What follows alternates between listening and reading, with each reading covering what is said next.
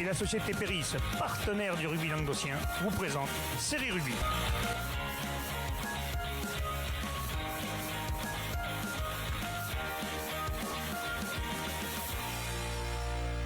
Bonjour mesdames, messieurs, bienvenue à Série Rugby, votre émission sur rugby amateur de la régionale à la fédérale. Avec mes sérieux chroniqueurs, salut Joss. Salut Alain. En forme? Ça va, tranquillou. Bon, t'as perdu ton frère jumeau? Ouais, déçu. Hein. C'est sympa dimanche, il s'est bien émerdé. Non, c'était chouette, ouais. Pour une première, c'est très bien. On a prévu les plus dégueulasses que ça. Ouais. Salut Bubu. Salut Alain. Ça va? Ça va et toi? Toi, t'as rien branlé du week-end, toi. Non, rien du tout. C'est vrai qu'on l'a pas vu, nous. Là, j'étais fois- caché. Pour une fois, c'était caché. J'étais caché, mais j'étais bien abreuvé, donc c'était bon. Ouais, d'ailleurs, il faut en parler de ça, parce que comment C'est ça se fait l'homme qu'il y en a de qui l'ombre. aiment des bières et que nous, on n'a rien du tout. Et moi, j'étais caché. Par contre, tu vois, une fois, j'ai voulu me lever, comme j'étais sous l'escalier. T'as tapé J'ai dans pris l'escalier. la tête. Ça, c'est mon Dieu qui t'a Je suis puni parce que nous, on n'a resté pas assis, été après, servis. j'ai plus bougé. Hein, Joss, c'est ça? Ouais, c'est ça. Voilà. Nous, Donc, à la mesdames, mi-temps- messieurs. À la mi-temps, on avait demandé, mais on a... Ah non, mais moi, j'ai demandé plusieurs fois, même au second match, mais Ah, je pouvais pas on m'a dit monter. oui, Alain, oui, ben non. Voilà. Je pouvais Bon, pas abandonner l'ordinateur. Ouais, Captain abandonné, ouais, tais-toi. On va parler des finales de terroir. D'abord, on va commencer par les finales de terroir de l'Aude. Alors là, il y a eu quelques surprises, mais la fée régionale 3, par contre, Canet a battu Toch 32 à 20.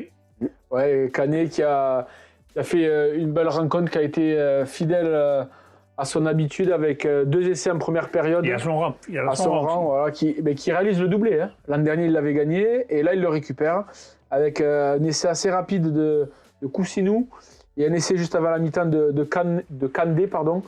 Il mène 20 à 6 à la pause. En deuxième période, C'est Toch qui mène 20 à 6? non, c'est Canet qui mène 20 Ah, à 6. j'en viens de voir un essai de Toch quand même. Hein. Les rouges, c'est Toch hein, quand même. Ouais, Je ne veux pas mais te alors, contredire, mais Eh ben, parce que sûrement que c'est mal calé, mais les 2 essais en première période, c'est 2 essais de Canet.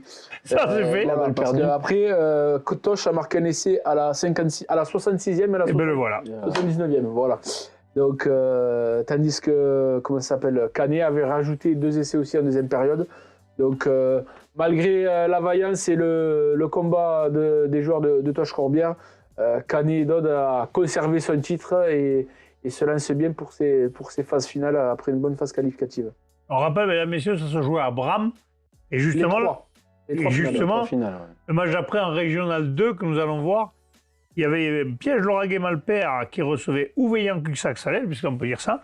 C'est ça. Et victoire 23 à 5. Celle-là, on ne l'a pas vu arriver quand même. Hein. Ouais, ben justement, là au CS, qui, on verra après, elle va réaliser le doublé, première et réserve. Et dans ce match-là, les joueurs de Bertrand Artero, qui avaient bien analysé les 2 rencontres qu'ils avaient effectuées face à PLM, avaient bien mis un système précis en place. Ils avaient même profité de la dernière rencontre de championnat face Plus à... que jamais, Outsider avait à surveiller ça. Ah oui, bien sûr. Ils avaient même mis en place la tactique, déjà le match de la semaine précédente face à Olonzac. Vous avez préparé déjà la défense, aller vite sur les extérieurs pour contourner le lourd paquet d'avant de PLM. Ils l'ont mis en application. Ça a plutôt bien fonctionné. Hein. ça a mis du temps à se dessiner parce qu'il y avait encore 0-0, il me semble, à la demi-heure de jeu, si je ne dis pas de bêtises. Et là, PLM va prendre des cartons. Et du coup, c'est à ce moment-là que OCS va accélérer et passer sur les extérieurs. Un premier essai de Julien à la 30e et un essai de Moral lié à un débordement à la 34e va permettre aux joueurs d'Ouveillan Cuxac-Salel de mener 13 à 0 à la pause. En deuxième période, ils vont mettre les barbelés, ça va être une leçon de défense. Ils vont bien contrer les avants de PLM. Ils vont même inscrire un essai de plus par Colombiès à la 80e. Et ils vont finalement s'imposer 23 à 5 face à PLM qui était, faut pas le cacher, favori de cette finale. Ben là, il y Surtout la maison. a eu 10 matchs entre l'Hérault, le Gard et l'Aude. Il y avait un bon nombre de favoris. Il n'y en a que 2 qui ont tenu leur rang. Ouais. Tous les autres sont passés à la trappe. Donc, comme quoi, c'est compliqué de gagner les finales. Il ne faut pas croire que, bon, qu'on le sait, dans le championnat, il y a souvent eu des 6e qui ont été champions. Oui. Mais là, c'est impressionnant. Hein. C'est ma D'ailleurs, phase finale. Même dans les réserves, on voit la réserve de Régional 2, le Cabardès, Ouveillan Cuxac-Salel encore. Ouveillan Cuxac-Salel gagne 19-17. 19-17, là ça a été plus difficile. Hein. Ils se sont imposés grâce à un essai à la dernière minute sur le gong par Beltran, qui leur permet de coiffer au poteau le Cabardès. Cabardès qui menait 10 à 3 à la pause, après un essai de Baccherelli. Cabardès qui va inscrire un second essai par justement Pascal à la 52e. Tandis que côté AOCS, ce sera uniquement des points au pied de Brunel avant cet essai sur le gong de Beltran qui libère les joueurs de Vian Cuxaxel. Bravo Vian Cuxaxel, c'est la seule équipe qui avait deux équipes en ligne en liste qui les gagne. C'est la seule du week-end parce qu'il y avait trois. Il y avait 3 clubs qui avaient les 2 équipes qualifiées. Il y a que 3 clubs. Et il y en a qu'un qui a réussi. Et disons, même les 2 autres, ils ont fait 0. Oui. Bah oui. Oui, c'est malheureux, mais c'est comme ça. C'est malheureux, mais c'est comme ça. On passe au final de terroir du Gard maintenant. C'est ça. Vauvert jouait Marguerite, ça se joue, on rappelle, à Nîmes. À Nîmes, stade Kaufmann. Voilà, donc c'est un beau stade quand même pour jouer les finales. C'est plus que sympa. Et Marguerite a battu Vauvert 15-10. Vauvert qui, même ta saison, a été dans le haut de tableau. Marguerite toujours derrière, mais pas loin. Ouais. Et à l'arrivée, Marguerite les coiffe sur une finale. Ouais, je pense qu'ils n'ont toujours pas décuvé, j'ai pas eu d'infos sur ce match.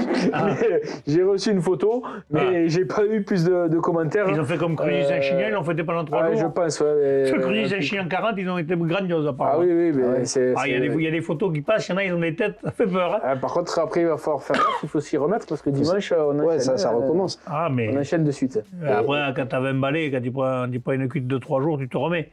Mais tu l'as dans les pattes, attention. Après, il faut faire attention parce qu'à partir de ça, c'est en Régional 3. C'est que des matchs. Oui, maintenant c'est compris. Là, c'est éliminatoire. Voilà. Et en Régional 2, c'est Saint-Gilles qui a battu Bagnols-Marcoul par 23-16. 23-16. Saint-Gilles. C'était les mal classés de la poule, mais à l'arrivée, ils font une finale. Eh ben ouais, au moins, ils avaient envie de la jouer, ils l'ont joué, et puis ils ont ramené. C'est dommage les endroits où on n'a pas joué des finales de terroir. Un plan de shot. Il n'y en a pas beaucoup qui ne se sont pas joués malheureusement. Hein. Ouais, mais bon, c'est un peu les mêmes que les autres années. Oui, c'est un pays catalan, ça c'est voilà. Pas joué. Voilà, c'est dommage aux amis catalans que vous n'ayez pas fait ça. Les finales de terroir, c'est dommage, c'est bien à jouer, c'est toujours un bout de bois, il y en a qui ne toucheront jamais. Hein. Et une finale de terroir, c'est l'occasion, même des fois, de renverser la hiérarchie. Ouais, donc là, pour en revenir à Saint-Gilles-Bagnols, Saint-Gilles qui a joué face au vent, va réussir à inscrire un premier essai par Kevin Robert. Qui sera transformé par Loré. La réaction de Bagnols ne va pas se faire attendre et suite à un ballon porté, ils vont revenir un essai par leur arrière Harel qui sera transformé par Testonville, donc on est à 7-7. Il va y avoir un drop quelques minutes après donc, de Testonvigne pour Bagnols pour prendre le score et une pénalité de Loré 10-10 juste avant la mi-temps. En deuxième période, ils vont inscrire un dernier essai juste avant la mi-temps, c'était à la 38e, 10-10. Et là, c'est Saint-Gilles qui va remonter le terrain sur le coup d'envoi. Et avec un jeu déployé, c'est à 10 mètres de l'embut, une pénalité qui va être jouée à la main par Solaire et qui va marquer l'essai, qui sera transformé. Donc ça fait 17-7 pour Saint-Gilles. En deuxième période, ça va être un échange entre les 2 buteurs.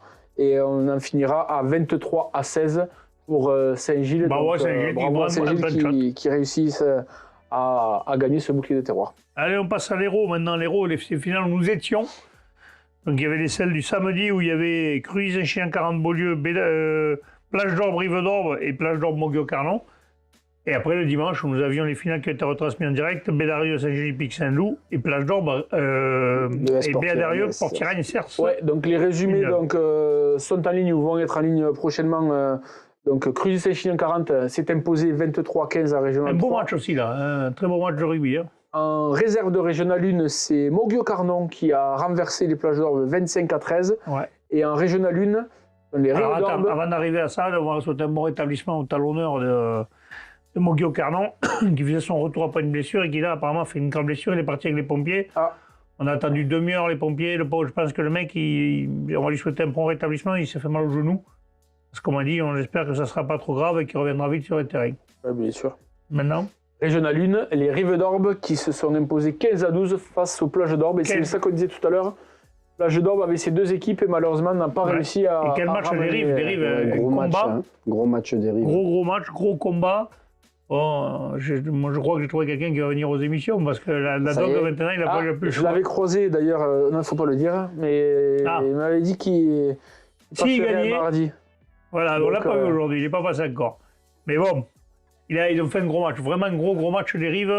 Ils étaient loin d'être favoris, puis en plus, à un moment, ils sont à 14 contre 13. 12. À un moment, ils sont 12 contre 14, les autres ont pris un jaune aussi. Et Plage d'Or ne passe pas. Hein. Il leur campe 10 minutes sur la ligne et ils ne marquent pas. Bravo à eux pour cette leçon de courage. Il a fallu être courageux, mais bon, bravo à eux. Ouais, même les arbitres, on en a discuté avec Pierre-Olivier Julien le lendemain. Il m'avait dit qu'il a été agréablement surpris et que ça a été le match de l'apothéose du samedi. Oui, vraiment un gros match. Puis, parce que, il a beaucoup apprécié ce match. À signaler que les Rives marquent 3 essais et Plage d'Or ne marque que des pénalités. Donc défense hermétique des Rives. Et enfin le dimanche, donc il y avait Bédarieux contre Port-Iragne et Serge Villeneuve. Le SPCV. Le SPCV, donc c'est la nouvelle. Premier bouclier. Première année ensemble, premier bouclier. Première année de l'entente, de la réserve de l'entente.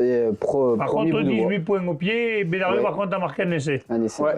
On a senti quelques joueurs. Au début, ça a été un duel de buteurs. Hein. Le Port-Iragne a mené assez rapidement 6-0. Bédarieux revient 6-3. On a vu beaucoup de fébrilité de part et d'autre. Peut-être l'enjeu de la finale. Beaucoup de gêne de part et d'autre. Donc voilà, un peu d'incompréhension. Après, il y a le vent aussi qui a joué beaucoup. Hein. On l'a vu sur les touches. Ah bon? Ouais. Ah bon? On l'a vu sur les touches, ça a été très compliqué tout l'après-midi. Les passes sautées, quand il y en a qui viennent pas sauter, c'était compliqué. Et l'ES Port-Iragne, Cerce Villeneuve, a montré plus de qualité offensive. Je pense que Bédarieux n'a pas réussi à développer son jeu, qui a fait sa force toute la saison, jusqu'ici. Ils n'ont pas trop réussi à jouer derrière, alors que d'habitude, c'est un peu leur point fort. Hein. C'est une grosse équipe offensive. Et là, Port-Iragne a sorti une grosse défense aussi. On a vu un joli match. Une fois que ça a commencé à se débrider, ça a claqué pas mal. Ça a claqué. Moi, les tours du terrain, je peux vous dire que celui-là et les Rives, j'aurais pas aimé jouer. Ça a piqué. Bah, celle de Régional 2 quand même. Celle de Régional 2 derrière aussi. Ça... On n'y est pas encore, on n'est pas en train d'en parler. Qu'est-ce que tu me casses les bonbons? Tu parles comme si... je te parle des deux qu'on vient de parler. Laisse-moi attendre d'arriver à la troisième. T'as vu comme il est, lui? Bébé, dans le turfu. Ça y est. Maintenant, on y arrive. Allez, Saint-Gély-Pixelou qui bat Bédarieux en finale 24-22. Bédarieux qui était invaincu. Bédarieux invaincu pour les jaunes et bleus. Ah non. Ouais. C'est le week-end pour vrai. Les Clermontois, ils n'ont pas. Osez dire ça, il faut le faire. C'est vrai que Clermont, c'est les cocus du rugby, mais eux, c'est pas Clermontois. Les jaunes et bleus. Les poulies d'or. C'est les mêmes couleurs, je voulais dire. C'est les poulies d'or du rugby. Ouais, mais enfin, bon, après, cette équipe de Plage d'Or, même l'équipe de Bédarieux, je pense qu'un championnat de France, et même en Occitanie, il va falloir mais ils ont une carte à jouer. Après, il faut espérer qu'ils se retrouvent le plus loin possible, ceux-là. Ils se retrouvent, d'après toi, en quart ou en demi? Pas avant l'écart. Avant l'écart. Et c'est surtout pour Bédarieux, ils n'avaient pas connu la défaite. Et Bédarieux, pendant 50, presque 60 minutes, ils ne sont pas rentrés dans leur match. Et quand ils sont rentrés dans leur match, ils ont pris le dessus, ils ont marqué 3 essais en 10 minutes. On a cru qu'ils allaient faire... 4 essais 4 essais. 4 essais. 4 essais 4 essais, les 3 premiers sont pas transformés. Oui, c'est vrai, 4 essais en 10 minutes. Mais en plus, non, ils en avaient marqué en début de match. Voilà, donc ils en marquent 3 en 10 minutes. Voilà, donc je ne dis pas que des conneries quand même. Et si j'en dis, mais je ne dis pas que des conneries. Et franchement, on pensait tous que Bédarieux allait gagner ce match. Ils étaient grands favoris, mais comme quoi les grands favoris. Non, après Saint-Gély fait un gros match. Saint-Gély fait un très gros match. Là où ils ont été bons, Saint-Gély, en fait, c'est que chaque fois qu'ils sont rentrés dans le camp de Bédarieux, ils ont marqué. Et après, à la fin, ils viennent chercher une pénalité ou mieux. Très gros travail. Il y a une faute un peu bête. Mais bon, on en a discuté vite fait avec le joueur comme il me dit, c'est pas là qu'on perd le match, on le perd bien avant. Non, il le perd avant. Il le perd avant. Je veux dire, c'est la cerise sur le gâteau pour les autres. Je suis assez d'accord avec lui, mais après. Par contre, bravo à la charnière de. J'allais y venir. Chapeau. 18 et 19 ans, je crois, on m'a dit, ou 19-20 ans. De 2004. De 2004. Oui, parce qu'ils étaient en junior l'année dernière, ils avaient fait la finale à Frontignan contre l'équipe à Xavier Moutou. Je les ai trouvés très bons. Ce 10 là, je l'ai trouvé. Même le 15, moi je trouvais l'arrière très fort. La troisième ligne. La troisième ligne a fait son job. Hein. Si le 9 arrive à briller, c'est que devant. Le numéro 16 était solidos. J'aurais pas aimé le prendre. J'ai trouvé un peu léger, moi perso. Par contre, une chose quand même. J'espère que l'année prochaine, les clubs feront l'effort de nous donner des bonnes compositions. Ah ouais, là c'était pas. Parce que pas nous donner les bonnes compositions à nous, c'est nous. Alors excusez-nous auprès des supporters et de leurs familles et de tout le monde. Mais sinon, on n'a pas les compositions qui vont. On a pris celles qui étaient avec les bons joueurs. Déjà, moi, au micro, j'annonçais les joueurs, ils n'étaient pas sur le terrain. Ou alors le 1, c'était le 3, le 3, c'était le 10, et ainsi de suite. Non. Les mecs, c'est pas cool. C'est pas. Pensez quand même que. Je pense qu'ils avaient prévu la compo comme ça, mais c'est que quand ils ont essayé les maillots, ça allait pas. Ça allait plus. Tu dois le savoir avant. Tu sais très bien que si ton 1 il rentre pas dans le numéro 1, il prend le 3, il passe avant. Josh, non, je rentre dans les maillots normaux. Toi, dans le numéro 3, tu rentres. Ouais. Oui, facile. Moi, c'était le M. Tout le monde disait pourquoi, le 10. On me disait pourquoi il n'enlève pas le 0, le monsieur. Ça moulait un peu, c'est dégueulasse. C'est dégueulasse. Allez, un petit point sur les classements, parce que cette fois-ci, ils sont complets. En Régional 3, Avec les péréquations, alors là, j'ai arrondi au point supérieur, hein, parce que... la poule 1, c'est c'est Beaulieu et Vauvert, premier, second. Voilà. Marguerite, troisième à 74, donc ces trois-là, ils sont en Occitanie, c'est sûr. Voilà. Ouais. Du côté de la poule 2, je dis pas de bêtises, c'est Cruise, Chien 40, Salagou, Cœur d'Hérault et Villeneuve-les-Maguelones, et même le stade de Bessanay, parce qu'ils ont 51 points, ils doivent être classés en Occitanie. Ils sont dans les meilleurs Ils sont cinquièmes. dans les meilleurs. Voilà, Dans les meilleurs quatrièmes, pardon. dans les meilleurs quatrièmes. Après la poule 3, c'est Ponteilla, Toche-Corbière, Limoux, ceux-là, c'est sûr. Sardaigne, Cap-Cyr, donc ils sont reversés en challenge, c'est ça? Oui. Ouais. Et puis après, dans la poule 4, là où il y a Canet, c'est Canet, Nissan. Nissan, Bassin-Sud-Minervois, Et qui sont classés, Luran et Luran aussi. et Luran, Et Luran, les quatre, ouais. les quatre là. Voilà, c'est ça. dans les meilleurs quatrièmes. Voilà, donc il y a quand même, c'est sympa là, il y a du beau monde à voir. Hein. Après, si on passe à la Régionale 2, Bédarieux, Saint-Gély-Pic, Saint-Loup, Port-Tiragne et Morillon, les quatre seront en Occitanie. Et dans la poule 2, Millas, PLM, Ouveillan, Cuxac, Salel seront en Occitanie. Oui, non, mais C'est moi ça, je mais suis... c'est que je suis pas dans le bon classement. Ouais, j'ai compris, mais bon, c'est pas grave, je n'en veux pas. Je cherchais. Donc, et après, si on passe à la Régionale 1, Corbière, Plage d'Orbe et des Rives joueront le championnat Et Uzès d'Occitanie et Uzès Uzès. aussi. Aussi, Et les autres joueront le challenge. c'est ça. C'est ça. Ce qui est bien, c'est que tout le monde est qualifié, là. même poussant. Ouais.